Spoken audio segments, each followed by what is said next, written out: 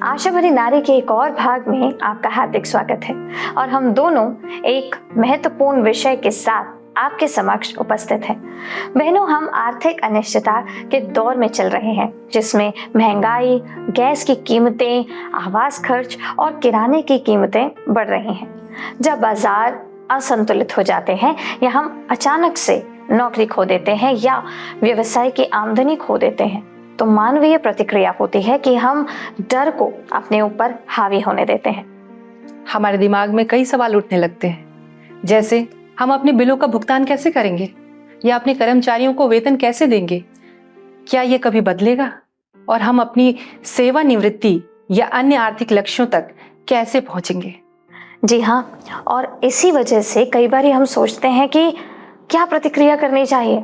कभी कभी कुछ भी करने का दबाव हम पर हावी होने लगता है और यह अक्सर चिंता और तनाव को बढ़ा देता है।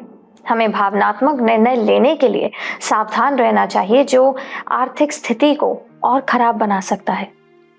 भावनात्मक प्रतिक्रियाएं हमें प्रियजनों पर उंगली उठाने के लिए भी प्रेरित कर सकती हैं, जो फायदेमंद या उत्पादक नहीं है। जी हाँ, आपने बिल्कुल ठीक कहा। शुक्र यह है कि परमेश्वर की अपनी संतान को देने की क्षमता अर्थव्यवस्था की स्थिरता पर निर्भर नहीं है, और इसके साथ साथ यहाँ तक कि जब हमारे आसपास की दुनिया में आर्थिक अनिश्चितता होती है तब भी परमेश्वर की संतान के रूप में हम अपनी दैनिक जरूरतों को पूरा करने के लिए उस पर भरोसा कर सकते हैं। जी हाँ वाणी, भजन 143 पद 5 कहता है, मुझे प्राचीन काल के दिन स्मरण आते हैं। मैं तेरे सब अद्भुत कामों पर ध्यान करता हूँ और तेरे काम को सोचता हूँ। ये याद रखना कि पिछले कठिन समय के दौरान परमेश्वर ने हमारे लिए कैसा प्रावधान किया, हमें समाज में मौजूद आर्थिक कठिनाइयों में आशा रखने की याद दिला सकता है। जी हाँ रंजना जी, इसके साथ साथ बाइबल आर्थिक कठिनाइयों के क्षणों के दौरान या जब उपलब्ध चीजों से जरूरतें ज्यादा थीं, तब परमेश्वर पर भरोसा करने वाले लोगों के वृत्तांतों से भरी हुई है। ऐसा ही एक उदाहरण है। मैं इसे जानती हूँ। ये तब है जब हजारों की भीड़ को खिलाने के लिए मछलियों और रोटियों की संख्या बढ़ गई थी। बिल्कुल ठीक कहा आपने। भीड़ जरूरत में थी और उपलब्ध भोजन भूखे पुरुषों और महिलाओं और बच्चों की मांग से बहुत कम था। भोजन चमत्कारिक रूप से इतना बढ़ गया कि उपस्थित सभी लोगों ने खाया और संतुष्ट हुए। जब हम बाइबल में उन अनिश्चित समयों के बारे में पढ़ते हैं जिनसे परमेश्वर के लोग गुजरे, हर अकाल, हर आर्थिक मंदी, हर महामारी, हर बीमारी, परमेश्वर ने उन सभी परिस्थितियों में उन्हें संभाला जिनसे वे गुजरे, क्योंकि उन्होंने उस पर अपना भरोसा रखा। जी हाँ, जब हमारा परमेश्वर पर भरोसा होता है दर्शकों, तो हम और हमारा व्यवसाय सुरक्षित होता है। लेकिन बात यह है कि जब सब कुछ अच्छा होता है, खरीदार बढ़ते हैं, कर्मचारी खुश होते हैं और हमारे व्यवसाय में सब कुछ योजना के अनुसार चल रहा होता है, तो परमेश्वर पर भरोसा करना आसान होता है। अक्सर कई बार ये प्रश्न उठता है, और दर्शकों आपके सामने भी ये प्रश्न आता होगा, जब दोस्त हमसे पूछते हैं कारोबार कैसा चल रहा है, तब हम खुशी से जवाब देते हैं परमेश्वर अच्छे हैं, मैं बस परमेश्वर पर भरोसा कर रही हूँ, परमेश्वर पर भरोसा कर रहा हूँ, सब कुछ बढ़िया है। बिल्कुल। हालांकि जब हमारे कारोबार में चीजें इतनी अच्छी नहीं होती हैं तो परमेश्वर पर भरोसा करना मुश्किल होता है। देखिए, अपने कारोबारी सफर में परमेश्वर पर भरोसा करने का मतलब है कि हमें उन्हें वो करने देना जो वे करना चाहते हैं, क्योंकि वे परमेश्वर हैं और वे कभी असफल नहीं होते। जी हाँ, इसके लिए परमेश्वर का बहुत बहुत धन्यवाद। दर्शकों, हमें परमेश्वर पर इतना भरोसा करना चाहिए कि हम उन्हें सफल होने दें, उनकी शर्तों और तरीकों से, उनके समय पर, हमारी शर्तें, तरीके या समय पर नहीं। और यही सबसे मुश्किल है व्यवसाय में परमेश्वर पर भरोसा करना, ये कहना कि परमेश्वर, मैं आपको अपने व्यवसाय के माध्यम से वो करने दूंगी जो आप करना चाहते हैं। प्रभु, मैं आपसे बहस नहीं करने जा रही हूँ, मैं शिकायत नहीं करने जा रही हूँ, मैं आपकी बुलाहट का विरोध नहीं करने जा रही हूँ, मैं आपको वो करने दूंगी जो आप जानते हैं कि सबसे अच्छा है, और मैं परिणाम से डरने वाली नहीं। कितनी सुंदर बातें हैं ना ये। हम देखते हैं निश्चित रूप से प्रार्थना करने के लिए यह एक आसान प्रार्थना नहीं है दर्शकों। लेकिन यह निश्चित रूप से करने लायक प्रार्थना है। हमने भजन संहिता 23 को 100 बार सुना है, लेकिन हम इसे ज्यादातर अंतिम संस्कार से जोड़ते हैं। मैं चाहती हूँ कि हम अब इसके बारे में हमारे व्यवसायिक संघर्ष के दृष्टिकोण से सोच के देखें। जी, बाइबल बताती है भजन 23 में, प्रभु मेरा चरवाहा है, मुझे कोई कमी नहीं होगी। दूसरे शब्दों में, यदि मैं उस पर भरोसा रखूंगी तो परमेश्वर हमारी सभी जरूरतों का ख्याल रखेंगे। प्रभु मेरा चरवाहा है, मुझे कोई कमी नहीं होगी। चाहे मैं घोर अंधकार से भरी हुई तराई में होकर चलूं तो भी हानि से ना डरूंगी, क्योंकि तू मेरे साथ है। कितनी बार दर्शकों हमारा मन अपना व्यवसाय छोड़ने का हुआ है ना। हम परमेश्वर से शिकायत करते हैं और कहते, परमेश्वर आपने मुझे इसके लिए बुलाया है, मुझे पता है, लेकिन ये कठिन है। मेरे पास पैसे लगभग खत्म हो चुके हैं, मेरी पूरी बचत इस व्यापार में लगा दी गई है। परमेश्वर आपने ऐसा क्यों होने दिया? आपने मुझे मेरे साथी के जीवन में एक मार्गदर्शक और प्रकाश बनने के लिए बुलाया है, लेकिन मुझे ऐसा करने का मन नहीं है। बाइबल में पहला पतरस अध्याय 4 पद 12 में इसे इस तरह लिखा है, हे प्रियो, जो दुख रूपी अग्नि तुम्हारे परखने के लिए तुम में भड़की है, इससे ये समझकर अचंभा ना करो कि कोई अनोखी बात तुम पर बीत रही है। और यूहन्ना 16:33 में ये कहता है कि संसार में तुम्हें क्लेश होता है। हालांकि दूसरा कुरिन्थियों अध्याय 4 पद 17 और 18 कहते हैं कि हमारे व्यवसाय में यह परेशानी अस्थायी है। पद में लिखा है, हमारा पल भर का हल्का सा क्लेश थोड़े ही दिन का है और बहुत लंबे समय तक नहीं रहेगा। हमारी अस्थायी और क्षणिक आर्थिक समस्याएं लंबे समय तक नहीं रहेंगी। और अगर हम अपनी मानसिकता को परमेश्वर पर इस तरह के भरोसे में बदल दें तो यकीन मानिए हम अपने लिए एक अनंत महिमा प्राप्त करेंगे, जो सभी परेशानियों से कहीं ज्यादा है। हमारे पिछले 2 एपिसोड की तरह हम ये दिखाना चाहते हैं कि हमारे आत्मिक मूल्य व्यवसाय की दुनिया में भी काम आ सकते हैं। इसलिए आज भी हमारे पास एक बहुत ही खास अतिथि हैं, एक संस्थापक और CEO जो इस बारे में बात करेंगे। एक अनुभवी व्यवसायी, एक निवेशक, एक प्रतिबद्ध मसीही हैं। शैली, आपका स्वागत है। धन्यवाद। यहाँ आना मेरे लिए सम्मान की बात है। मैंने कुछ समय से आपके कार्यक्रम देखे हैं और मुझे वह पसंद है जो आप कर रहे हैं। मसीहियों को रविवार के विश्वास और सोमवार के व्यवसाय के बीच की दूरी कम करने में मदद करना। बहुत बहुत धन्यवाद। तो चलिए अब सीधे शुरू करते हैं। व्यापार जगत हमेशा ही से ऐसा रहा है जिसके बारे में पहले से अनुमान नहीं लगाया जा सकता, लेकिन खासकर हाल के वर्षों में संसार के संकट, आर्थिक मंदी, कृत्रिम बुद्धिमत्ता का बढ़ता प्रभाव और इससे पैदा होने वाले अवसर और खतरे, यहाँ तक कि पूरे समाज पर महत्वपूर्ण और परिवर्तनकारी प्रभाव पड़ता है। हम व्यापार में बाधाओं को और अनिश्चितता को दूर करने के बारे में एक मसीही दृष्टिकोण से आपके विचार सुनना पसंद करेंगे। बिल्कुल, मैं अक्सर व्यापार को नौकायान की तरह समझती हूँ। हम मौसम को नियंत्रित नहीं कर सकते, लेकिन हवा के अनुसार हम अपने पाल का रुख बदल सकते हैं। इसका मतलब है परिस्थितियों के अनुसार अपनी रणनीति या योजना में बदलाव करना, आसमान का अध्ययन करना और अपने कंपास पर भरोसा करना सीख सकते हैं। हमारे लिए वह कंपास मसीह है। ये एक बढ़िया उदाहरण है। हमें उस समय के बारे में बताएं जब आपके व्यवसाय में परिस्थितियां खराब हो गई थी और उस कंपास पर भरोसा करना कैसा लगा? ओह, ऐसे कई उदाहरण हैं, लेकिन एक जो सबसे अलग है वह 2018 में था। मैंने अभी अपना दूसरा प्रोजेक्ट लॉन्च किया था। हमारे पास बहुत ऊर्जा थी। सफल होने के संकेत देने वाले कई नए प्रोजेक्ट भी थे और फिर उसी सप्ताह के भीतर 2 प्रमुख निवेशकों ने हाथ खींच लिए। अचानक हमारे पास पूंजी कम हो गई और हम बहुत ज़्यादा प्रतिबद्ध हो गए। यह बहुत गंभीर लगता है उस समय आपके दिमाग में क्या चल रहा था? शुरू में घबराहट। मैंने पूछा, परमेश्वर यह क्या हो रहा है? लेकिन बहुत जल्दी मुझे पतरस के पानी पर चलने की कहानी याद आ गई। जब तक पतरस ने अपनी नजरें यीशु पर रखी, वह असंभव काम कर सकता था, लहरों पर चल सकता था। जिस क्षण उसने हवा को देखा, वह डूबने लगा। यह व्यवसाय में अनिश्चितता के लिए एक शक्तिशाली रूपक है। तो आप कह रहे हैं जब चीजें मुश्किल और अप्रत्याशित हो जाती हैं तो ये बात मायने रखती है कि हमारा ध्यान कहाँ है। बिल्कुल।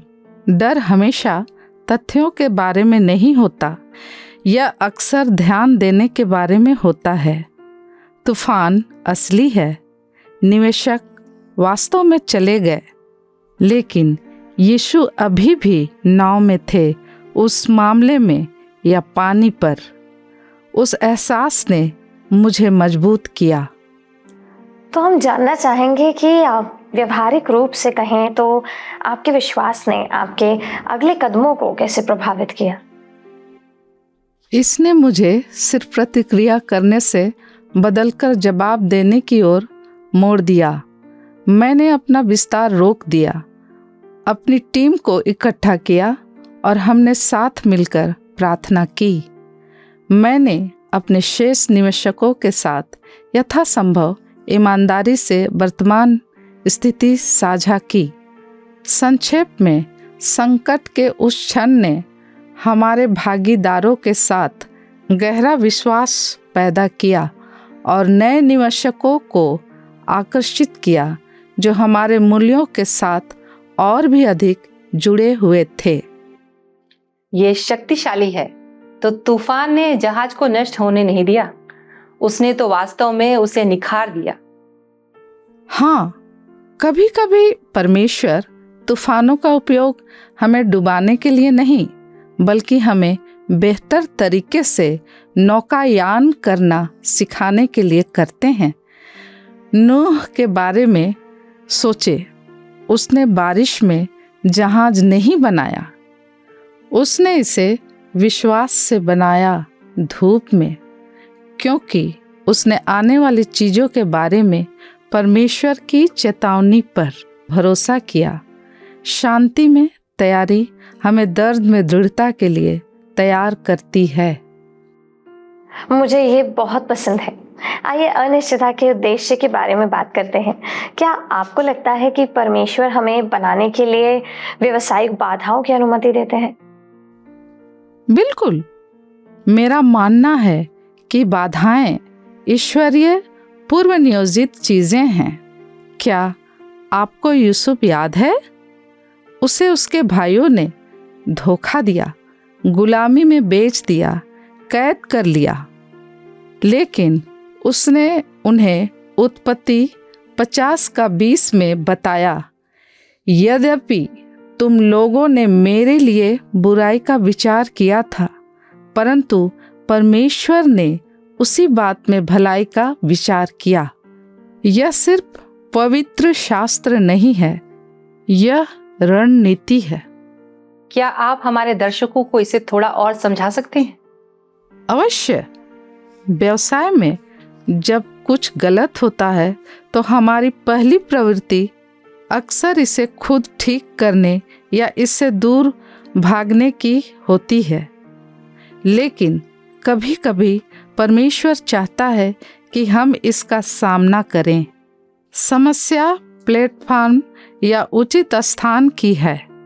गड्ढा यूसुफ के महल तक पहुंचने के रास्ते का हिस्सा था। अगर वह जेल में नहीं होता तो वह फिरौन के सपने की व्याख्या नहीं करता।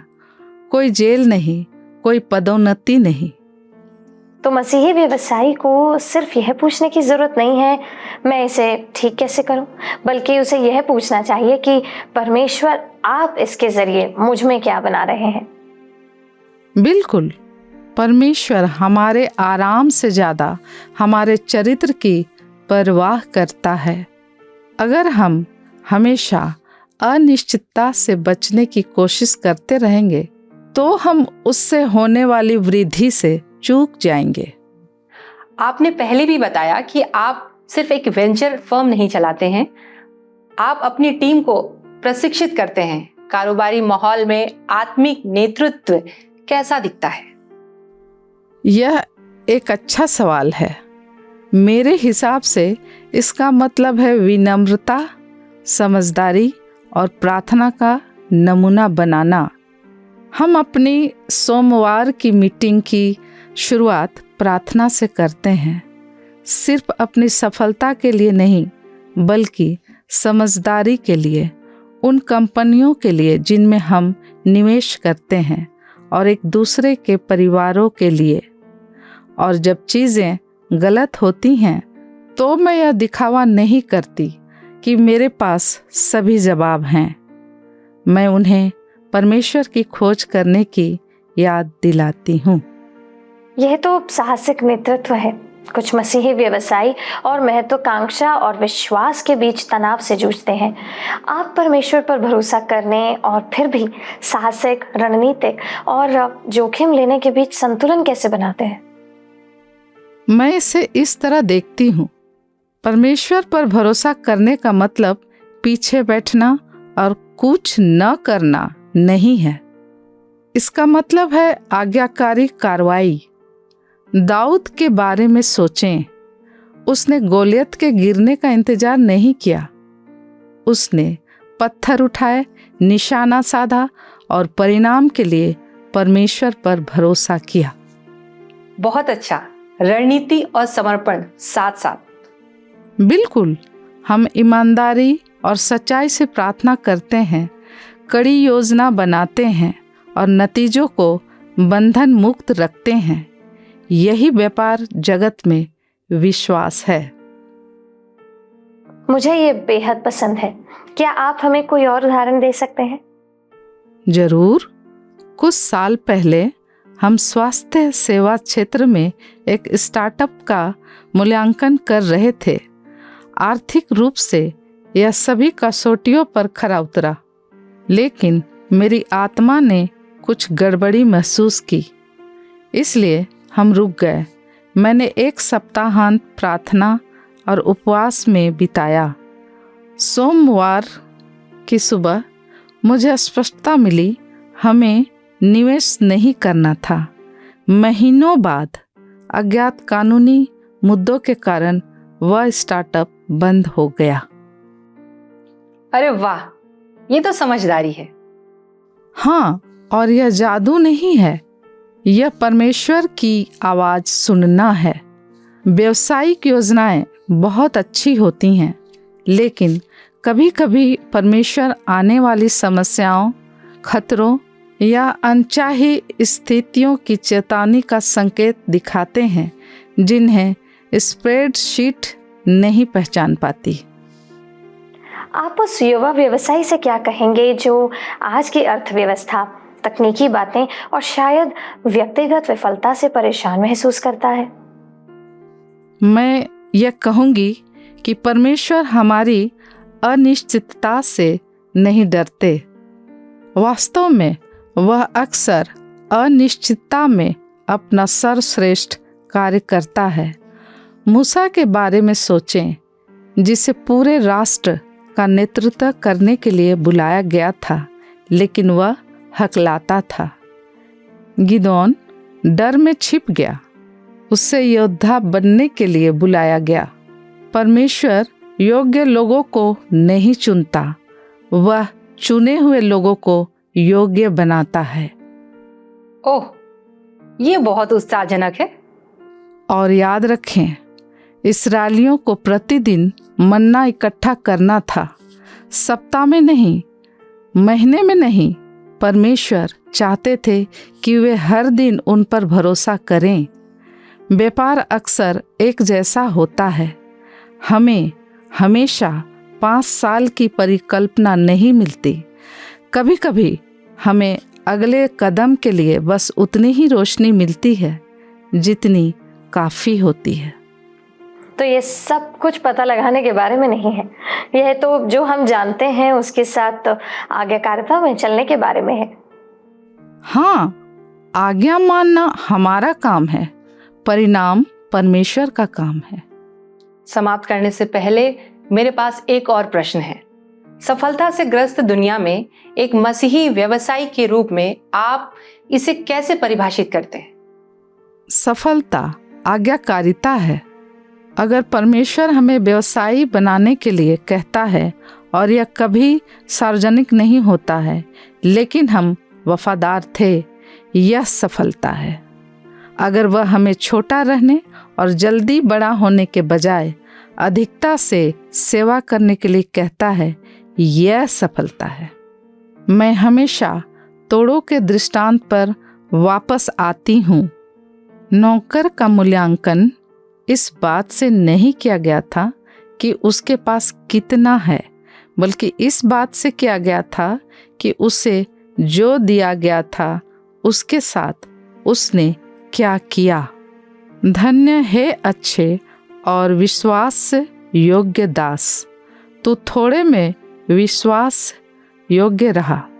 सफलता नहीं, वफादारी। ये बहुत ही सार्थक बातचीत रही है। प्रोत्साहन के कोई अंतिम शब्द कहना चाहेंगे आप? हाँ, बाहर के तूफान को भीतर की शांत छोटी आवाज को चुप न करने दें। परमेश्वर परामर्श कक्ष में है, वह स्प्रेडशीट में है, वह छटनी और आश्चर्य में है। हमारा व्यवसाय सिर्फ लाभ का साधन नहीं, यह उद्देश्य का साधन भी हो सकता है।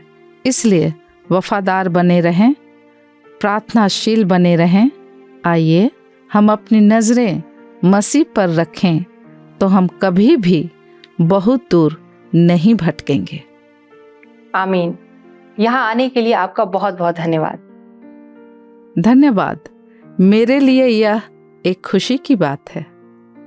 बहनों, अगर हम किसी कठिनाई से गुजर रहे हैं या अनिश्चितता का सामना कर रहे हैं, तो याद रखिए, हमारे लिए परमेश्वर की योजनाएं सांसारिक चीज़ों से प्रभावित नहीं हो सकती हैं। वह हमारा मार्गदर्शन करेगा एक बार में एक वफादार विकल्प। मैं खुद को शब्दों पर गहराई से चिंतन करते हुए महसूस कर रही हूँ। अगर आज कोई एक विषय उभर कर आया है तो वो ये है कि विश्वास अनिश्चितता को खत्म नहीं करता, ये हमारे चलने के तरीके को बदल देता है। बिल्कुल ठीक कहा आपने रंजना जी। हमने देखा हम एक ऐसी दुनिया में रहते हैं जो नियंत्रण से ग्रस्त है।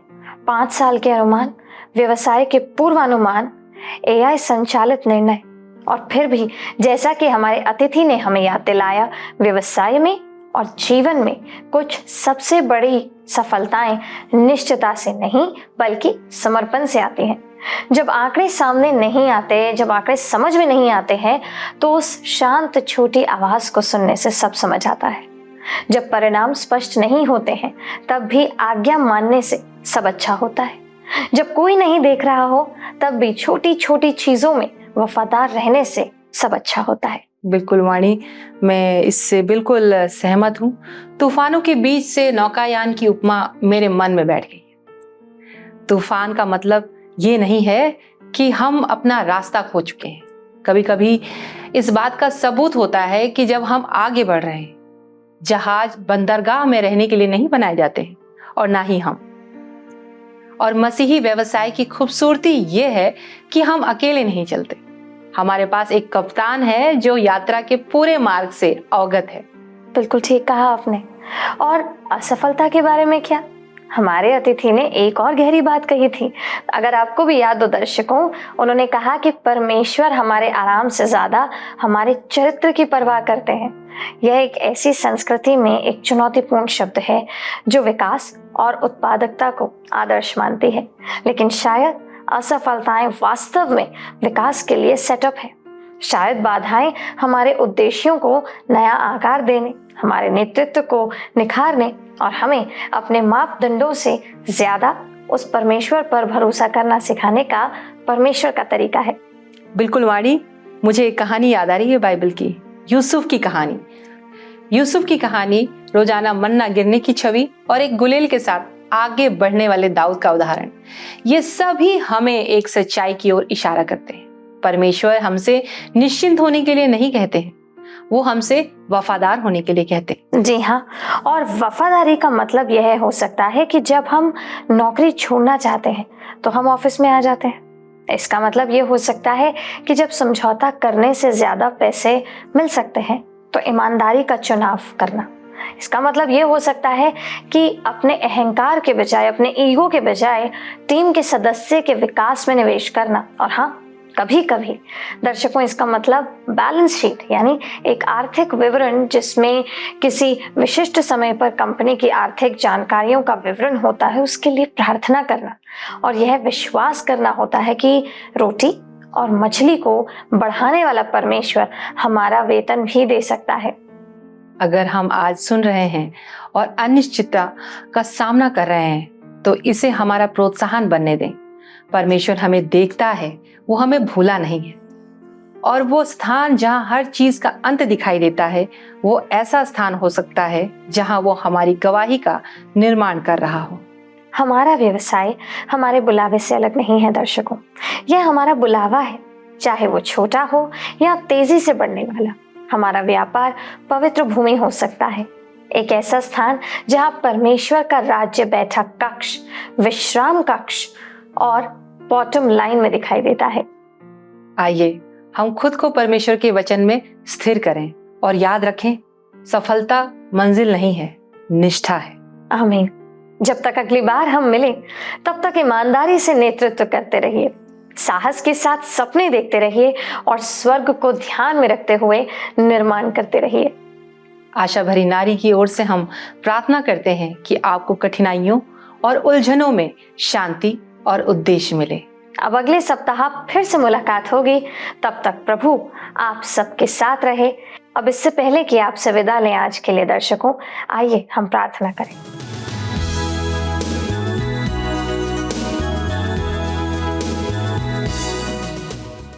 धन्यवाद पिता परमेश्वर, सामर्थी प्रभु, हम आपका धन्यवाद करते हैं कि आज आपने अपने वचन के द्वारा हमें फिर से याद दिलाया कि हमारी निर्बलता में आपकी सामर्थ्य सिद्ध होती है।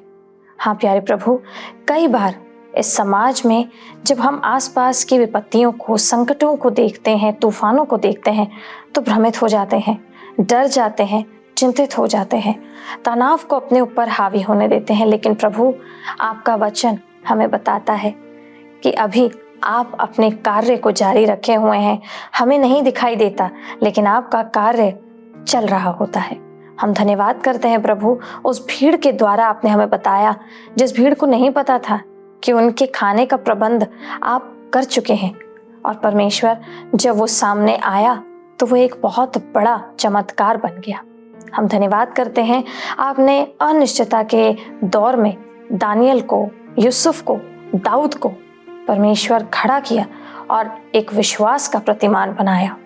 हम धन्यवाद करते हैं प्रभु कि आप जब हमारे साथ होते हैं तो हमारी नाव डूबती नहीं है, बल्कि हमारी नाव, वो तूफान जहाँ पर वो है, वो तूफान थम जाता है और हमारी नाव और ज़्यादा दृढ़ हो जाती है। प्यारे प्रभु, हमें भी ऐसा बनाइए कि हमारे जड़ें आपके वचन में मजबूत हो जाएं, हमारी जड़ें आपके प्रेम में और आप पर भरोसा करने में मजबूत हो जाएं, ताकि हम आपके स्वर्ग के अधिकारी बने और आपको हम पर गर्व हो। मेरे यीशु मसीह, आज जितनों ने भी इस वचन को सुना, उनके जीवन में आपने एक नए प्रकाश को दिया है, उसके लिए हम धन्यवाद करते हैं। इस पूरी प्रार्थना को अपने उद्धारकर्ता मेरे यीशु मसीह आपके नाम से मांगते हैं, आमीन।